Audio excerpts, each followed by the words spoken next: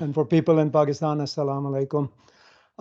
My presentation is going to be in English because I guess I can convey the message better in English than in Urdu. I want to get started. So let me see. I'm going to share my screen here real quick.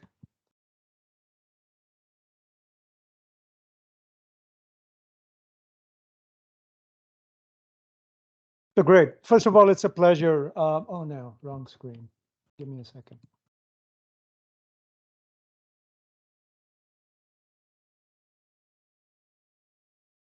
Funny, it swaps.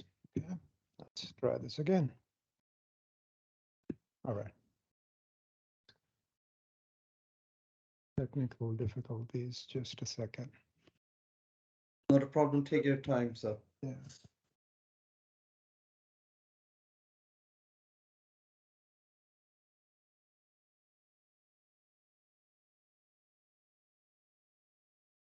I'm going to go off the camera here too.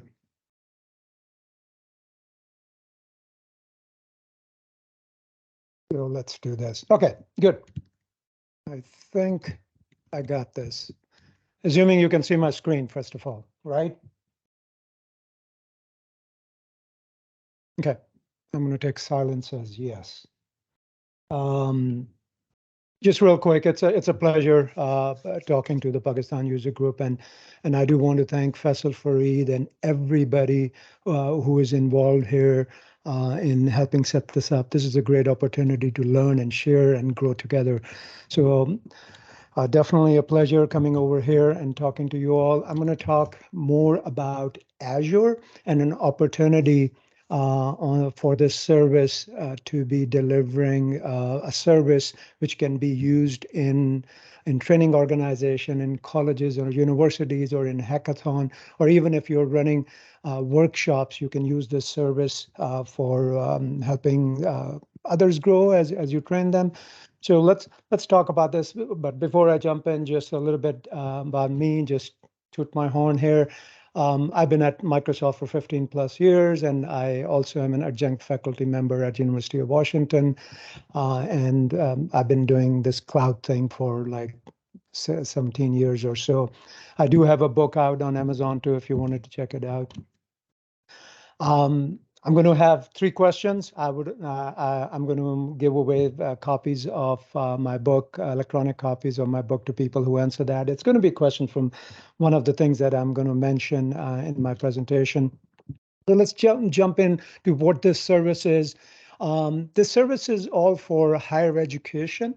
It's for public schools, kindergarten through 12th grade or high school in US. But also for commercial customers. So there are training and learning organizations that are using this product, or learning platforms that need underlying compute for their platform. They can also use this service. I talked about the different uses, universities or colleges, you have vocational training going on or continuing education. You can use this service. Public school classes can use it. It is a great way to get away from the physical labs that you have with computers to going into the cloud and having virtual labs where students or trainees can do all the exercises, all the work they used to do on-premises labs. If you're running a hackathon, this is a great service to use too. And as I mentioned, professional training. Some of the courses for which our service has been used this is not a comprehensive list by any means. But some of the courses that can be taught or some of the training that can be done on our platform include cybersecurity, system administration, network administration, data science, data analytics, machine learning, deep learning, AutoCAD, 3D modeling, even game development. You can use it for that if you wanted to.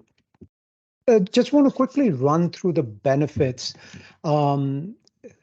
It does provide you images from Azure Marketplace, so you can pick some available images and deploy them on your virtual machine. At the end of the day, it's a compute service, underlying compute service that allows you to run multiple images, may it be Linux or Windows. And we are a global service, so we are available everywhere in the world, pretty much in all the Azure regions. It's minimal overhead for the trainer or the educator, and they can focus on teaching rather than worrying about, hey, how do I set up this lab, and how do I install the software, and how do I set up the infrastructure for that matter. If you were dealing with doing any kind of training on premises, you have to take care of all the underlying infrastructure things. So as a teacher, you don't have to worry about it. And also, it's a very cost-effective service because we only charge you for consumption. That means if you shut down your lab or a virtual machine, you are not getting charged for it. And you only get charged when you are actively using our service or actively using your virtual machine. It's simple. So you go to what we call a labs portal. It's a different place than Azure portal. It's labs.azure.com. It's integrated in Teams. It's integrated in Canvas, which is one of the learning management systems. It's widely used globally, but in North America, there's a lot of use of Canvas by a lot of universities and colleges here. So you pick an image, you pick a image, maybe Windows or Linux. You pick up the compute size. We give you 8 compute sizes for virtual machines. You enter the credentials for that lab.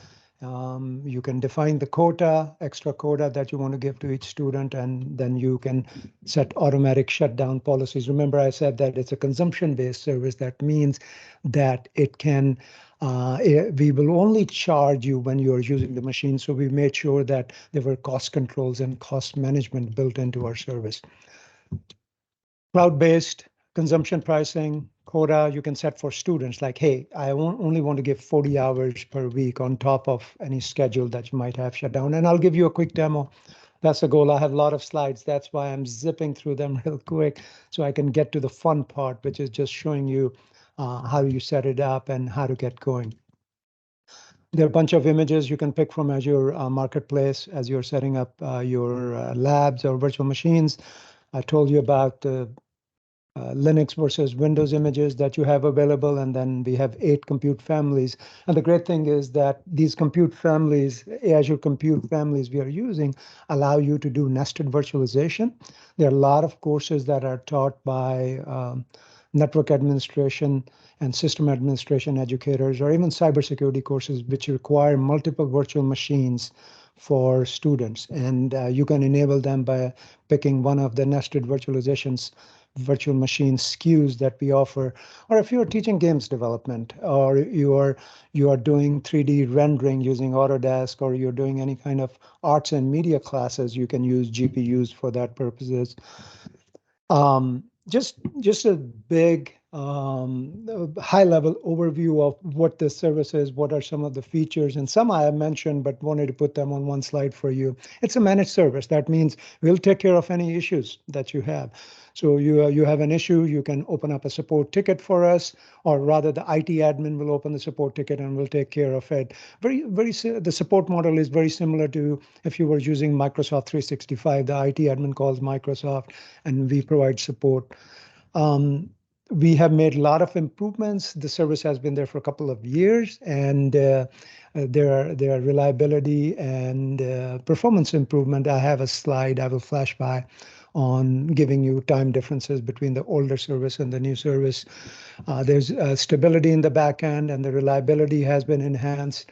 We have capacity management. This is referring to cores. So if you have ever set up Azure service, you need certain number of cores or virtual processors before you can set up hundreds of machines. So we have enhanced capacity management for your cores that you request, cost controls and management. This is important, obviously, for budget-conscious organizations that are using this service, because we want to make sure that you shut down your virtual machine or your lab when it's not being used. And I'll show you some of the options you have when you set up a lab. There's advanced networking. You can set up a virtual network and you can set up your labs or virtual machines on that if you wanted to do that. Canvas integration. It's a learning management system. We are integrated there. Microsoft Teams is also integration is also there. So I'll show you that how it's integrated into Teams. And how you can create labs and access your labs or virtual machines from from teams. There are controls for administrators. You have your typical Azure roles or Azure policies, an assignment of labs using Azure AD within Teams and Canvas. And then we also give capability to students. And I'll show you the student view too on how they can troubleshoot and fix issues on their own. Now, there are some advanced tools like PowerShell module, which is available for lab services. There are ARM templates you can use for automation. And then we have all kinds of SDKs for the different stacks of computing languages that you have been using. So there are three personas. Let me quickly go through three personas that we have. We have administrators who are the ones who typically set up the lab, and then they give control to the educators or the trainers. So educators and trainers can then manage, and they can put quotas of how many hours a student can use a machine. They can put a schedule saying the machine can only be used from 8 a.m. to 5 p.m. But typically, a service setup starts with the IT administrator, and sometimes the role is hybrid. You might have a smaller organization that doesn't have a separate IT administrator, then the same person will be an IT admin, and the same person will also be an educator. So it depends. But everything starts with what is called a lab plan. So it's an Azure resource. You go and create a lab plan. I have one created. I'll quickly show you if we can create another one.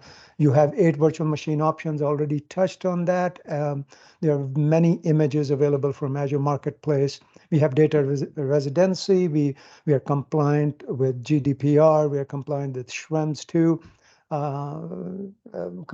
regulation that is in Europe or EU. So your data can stay where you are. So for EU Schrems 2 compliance, we make sure that your data stays whichever data center you pick within the EU jurisdiction. We have advanced networking, built-in roles and policy, cost tracking. We give you an estimate when you set up a lab saying, okay, this is how much it will cost you. And we also allow you to automate if you're setting up a lab for thousands of students. And this is for large universities. And we have customers who have automated the automation of setting up classes. DeVry University is an example that sets up thousands of virtual machines for their students, and they have automated this through ARM templates. I wanted to quickly show you the 8 compute options you have. I talked about nested virtualization. I talked about GPU, which is important for certain kind of workloads, where game development or arts and media classes. Nested virtualization, virtual machines can be used for cybersecurity courses or network or system administration courses, which are very common for vocational training, or even if in universities. One of my colleagues at University of Washington uses our service for cybersecurity course, and they use nested virtualization to give an environment to a student where a student has 2 to 3 virtual machines where they can work on that. Just a quick slide. I told you our service has been there for a while. We have made improvements. We have the enhanced version that came out in early August. So a typical process, if you would like to try to understand what is going on here is, and I'll show you this in the demo, and I keep looking at the time to make sure I don't run over, is you create a lab first, which is like creating a template. You create a template virtual machine, then you publish it. Once it's published, then you scale it. You say, hey, I have 20 students, so you can say, I'm going to scale my lab to 20 VMs. And then students go in and they start the VM or they stop the VM. And I'll hopefully get through the whole end-to-end process and show you, or at least guide you to a point where I can show you within the time frame I have. But look at the improvements in the new version of our service that we released. I mean, we have shown higher limits, but I would say that your lab creation is typically done in 7 minutes. We used to have really slow lab publication timing, but we have cut it down to 15 minutes. So I'm really excited to see that we are improving this, and we're making it shorter for our customers to set up our service and get going with it. Important thing for IT admins who are setting up the labs before they hand it over to educators is that there are many automation options for you. You can use PowerShell module, you can use ARM templates, you can do bulk deployment using CSV files. Or if you're interested in building your own service on top of our service, we have SDKs available for you. And you as a partner, you as a ISV or a system integrator can come in and build on top of our service and start offering your service to your customers for their training or learning needs. So there's a lot of opportunity to jump in. I know some of you are MVPs who are working with companies here and building solutions for them. So there's an opportunity here to take a look at this and see if you are interested in building a solution or building a learning platform and using us as an underlying service. Let me move to the educator scenario here, or the educator persona, rather. I talked about IT admin who sets up the service typically and then hands it over to the educator. What are key things that are important for the educator? So, well, some of them include LMS integration. So an educator spends a lot of their time within the learning management system because that's where they have their slides or their notes for the students. Students also go into LMS. And in this case, we have integrated with Canvas, which is very popular in North America. And there are others that are used worldwide, like Moodle and Blackboard. But at this point, we are integrated into Canvas. So for teacher, it's important to get access to our service from within their environment where they're spending time. And that's why we have integrated here with Canvas. We are also integrated within Teams. And I'll show you how you can get to our service from within Teams and Canvas. There are performance improvements. I talked about how we have improved our service from last version to this version.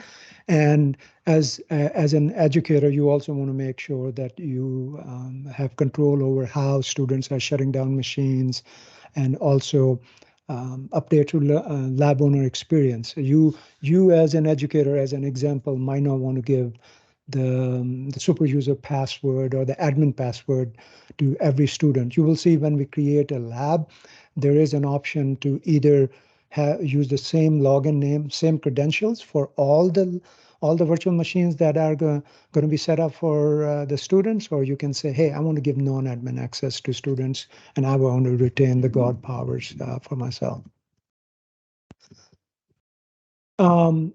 Just LMS, from LMS perspective, again, it is an important area for educators, and with Canvas integration. I think the key thing to note here is over here, the roster sync. So imagine you are sitting as an educator within Canvas, you have 40 students that usually show up in Canvas.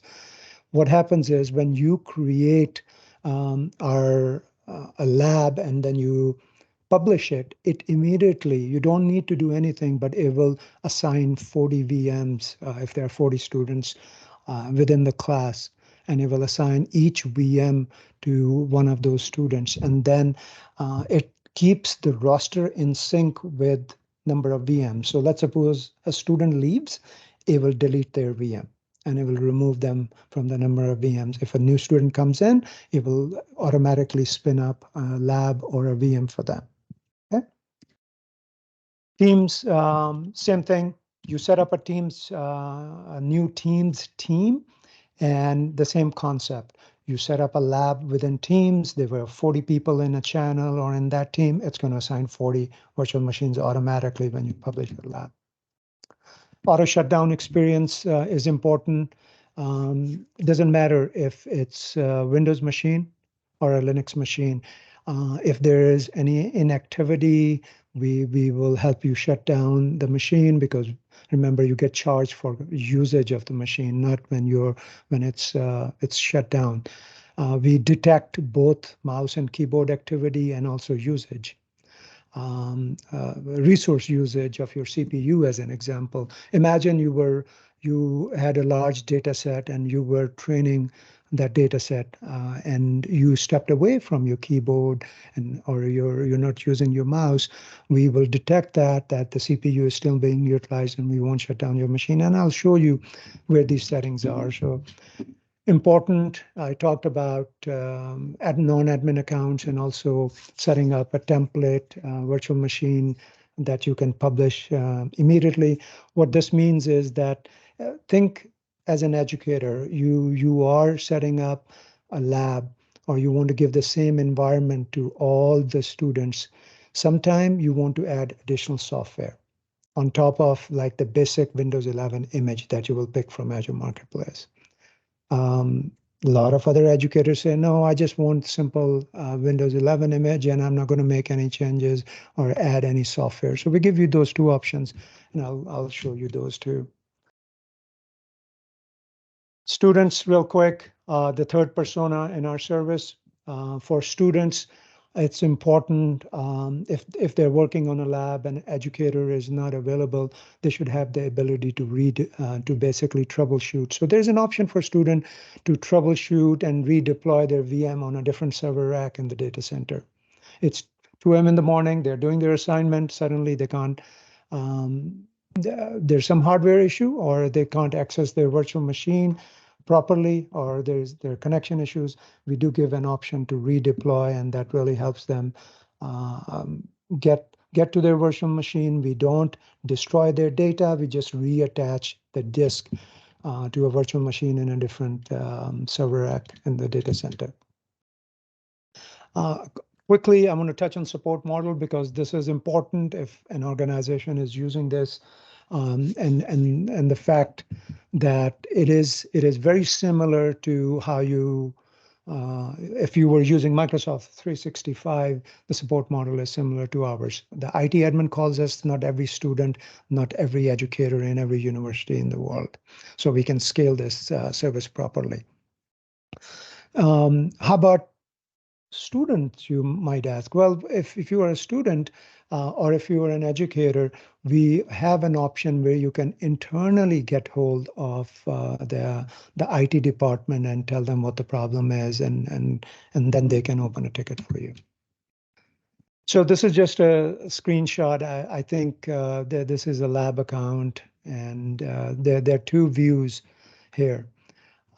You as an IT admin can open a ticket here using this in the Azure portal. And if you are a student or an educator, if you click on the question mark here in the labs portal, you can contact your, this is the IT admin rather, let me take you to student view. You can open up a ticket internally with your IT department. Okay. I know I zipped through it, so let me do a quick demo here to show you.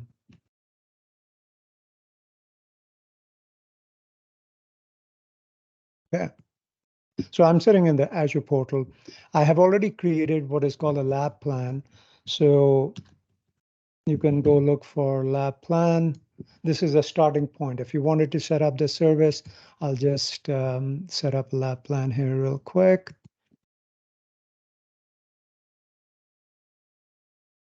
Set 2 for now. Throw it in this resource group. You have the ability to change the region if you wanted to. Create, validates, it's initializing. Okay, I'm going to go to home, and I'm going to show you a lab plan that already exists. Okay, real quick overview. Once a lab plan is created, it shows you the region. If you are an IT admin and you wanted to give permissions, I talked about roles. So you can give particular roles to your educators so they have access. So you can do role assignments. You can, I'm not going to go through the whole process, but you can add roles. There are specific roles. Just type lab here. And if you wanted to integrate with Canvas or any other LMS systems in the long run, you would come over here. Lab settings is important. I want to show you this because I talked about auto shutdown detection, because we don't want you to be running the virtual machine or your students to be running the virtual machine and getting charged and the meter is running. So we enable certain settings for you, like shutdown idle. After 15 minutes of idle time, it's going to shut down.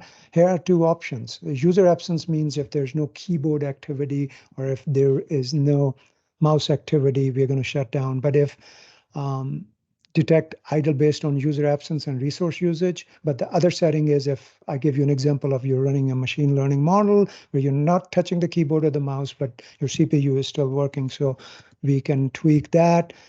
If a student disconnects, once a virtual machine is there, they can use RDP or SSH clients to connect. And once they disconnect, we can also shut down. So you can tweak these settings for your overall lab, but you can also have control as an educator. As an IT admin, I have control here, and I can set this for every lab that is created using this lab plan. All right. So coming over here, this is the main place, labs.azure.com. We have a separate portal, just like if you have used Azure Machine Learning Service, they have a separate portal like ml.azure.com. So you sign in here. I'll sign in with my account, a demo account that I have. And I already have two labs that I have created because I knew I didn't have enough time. But let me quickly walk you through the process. It's easy peasy lemon squeezy. You know how that's how easy you can create a new lab. And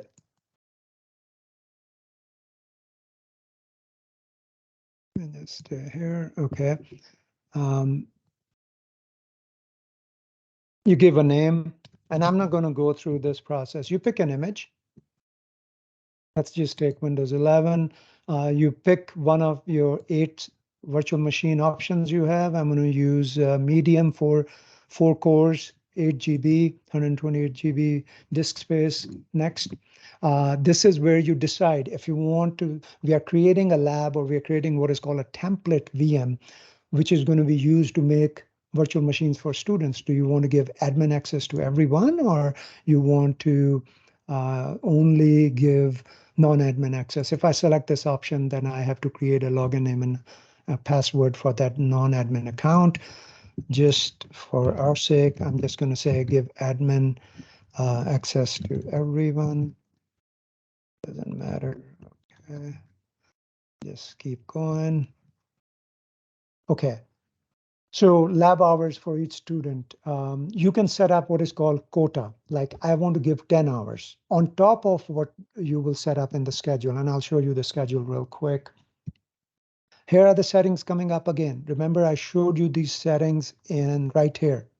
IT admin controls these settings depending, and you as an IT admin for this particular lab, you can tweak the settings if you wanted to. I'll just keep them the way they are. There you go. Now you're about to publish this lab, or rather create this lab. And when you create it, you can say, hey, I want to create it using whatever image I picked. We picked Windows 11. The educator is not going to make any changes to that image. Students are going to just work off of that base image. But then there are educators or trainers who say, you know what, I'm picking Windows 11, but I want to make sure that I can go install some additional software or tweak the operating system a bit and make some changes for the students before I publish this template for all the students. I'm not gonna click on finish because it takes time to create the lab, but it will give you a time estimate. Typically, it's 3 minutes. If you say without any customization, if you say you want to create a template where you want to go in as an educator and install additional software as an example, it takes around 7 minutes or so. So let's get out of this. Let me take you into a lab real quick, which I already created. When you go into a lab, the great thing is, depending on you setting up a schedule, you can set up a schedule saying my lab or VMs can be used only between certain hours of the day. So you can set up the schedule here for students, and they will not be allowed to use the lab in any other hours. But on top of that, you can also assign quota. Remember this 10, you might not have seen it, but I gave them 10 hours on top of the schedule. This was the schedule. But then you say, hey, it might take them longer to do their work. So you bump up the hours as much you want. I want to give 15 hours on top of that. All right. Um, Coming back to dashboard here, once you assign the labs or put the virtual machine, this number will change and you will have a very good idea of cost you're going to have for this particular lab, depending on how many virtual machines you set up. I haven't set up virtual machines. I just created the lab. Now, you go to the template. This is the main thing. I set up the lab last night. I haven't published it. This is a customizable lab. I believe so. So you need to start it first. So you start the lab here, and it will take a few minutes to start. You will have an option. I believe you will have an option to get into the lab because this template allows you to customize it. I'm not going to show you that, but if this is a Linux lab, so you'll have to use an SSH client for that. I have PuTTY installed, so I typically use PuTTY to get into. I usually get into my Linux virtual machines using PuTTY. Once this lab is published, you can always come to virtual machines and you can say, I have 20 students. And you can, I'm going to click there. You have to start it. You have to start it first. If you're happy with that, then you publish it. And while you're publishing, you can scale the lab and say 20 VMs I want to create. Or you can go later after publishing the lab and scale your lab and say, I want 20 users or 20 virtual machines. So this is the experience. Not rocket science, real easy for you to create a lab, then publish it, and then scale it. Those are the steps typically that are taken by IT admins before they hand over the lab. While this, I'm going to go back here, and once you put in virtual machines, you're going to have a number over here. So that gives you a good idea of how much it's going to cost. So it's running. I can connect to the template and make any changes, as I was telling you. I can publish it. So that's the next step. And look, at publication, I can say, hey, spin up, go ahead and spin up 3 virtual machines because I have 3 students. So we'll do this. While it's doing that, it's going to take some time, up to 20 minutes, and we don't have enough time. So I want to show you student experience here. So once the virtual machines are there, what happens is I'm going to sign in. I'm a student. I'm just using my regular account.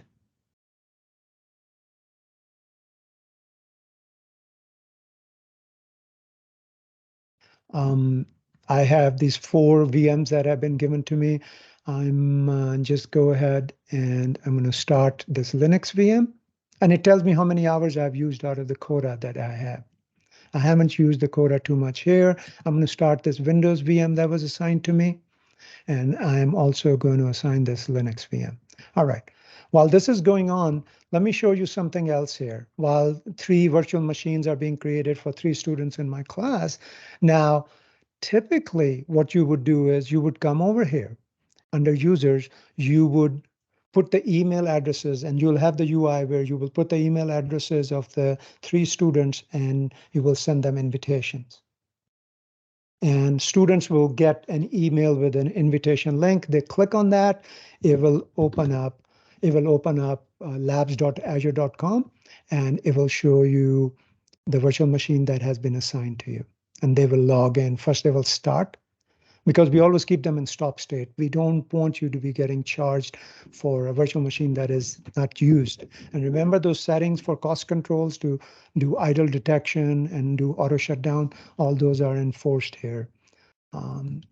So this would be the next step as an IT admin. Once the virtual machines are set up, now you send them invitations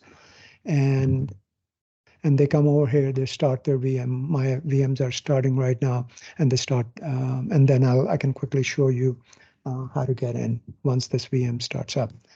Now, this process that I showed you is a very typical process if you were not using Teams or if you were not using Canvas.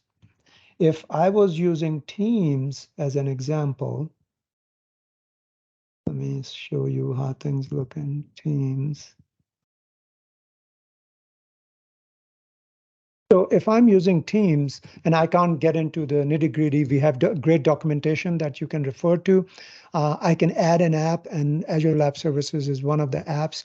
You see a similar interface that you are seeing in the Azure portal, but within the Teams environment. Okay, so you will see that. Okay, it's starting up. Let me see where I am here. There you go. I spun up 3 virtual machines. It's telling me it's going to cost me $18.90 if you're going to give that many hours to students. There's no schedule. I can set up a schedule. It will add, it'll give me a better estimate.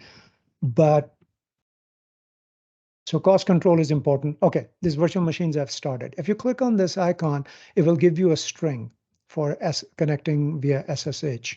Now you can use PuTTY, or if you have SSH client installed, you have a Linux machine, you can go ahead and just use this string to log in. So that's one. I'll show you if I can connect here. But if you have a Windows machine, you click on this and it downloads an RDP file that you can use.